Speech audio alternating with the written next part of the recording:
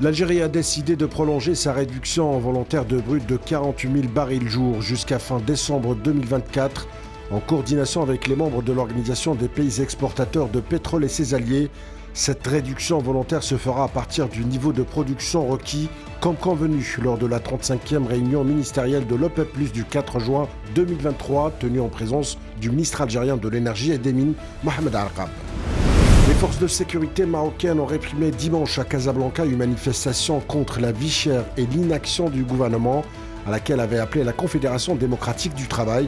Plusieurs milliers de personnes venues des quatre coins du pays ont répondu à l'appel de la CDT et se sont rassemblées dans la capitale économique pour réclamer la hausse des salaires et la baisse des prix, scandant des slogans qui visaient le gouvernement. Au moins 24 Palestiniens, principalement de Ramallah, ont été arrêtés ce lundi par les forces de l'occupation sioniste, selon des sources sécuritaires locales.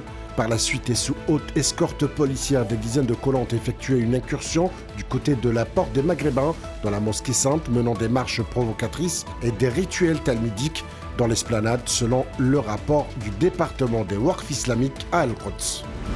Du 5 au 20 juin, des exercices opérationnels des diverses forces de la flotte pacifique russe se tiennent dans la zone maritime lointaine des eaux de la mer du Japon et la mer d'Okhotsk, a rapporté le service de presse de la défense russe. Le président égyptien Abdel Fattah al-Sisi et son homologue mauritanien Mohamed Ould El-Ghazouani ont appelé les parties belligérantes soudanaises à un cessez-le-feu immédiat pour mettre fin aux affrontements meurtriers qui font rage dans le pays, selon l'agence de presse officielle égyptienne MENA. Le mouvement pour la génération nationale a arraché le poste de gouverneur dans l'État de Mexico à la périphérie de la capitale, bastion pendant plus de 90 ans du Parti révolutionnaire institutionnel qui a longtemps régné sans partage sur la vie politique du pays.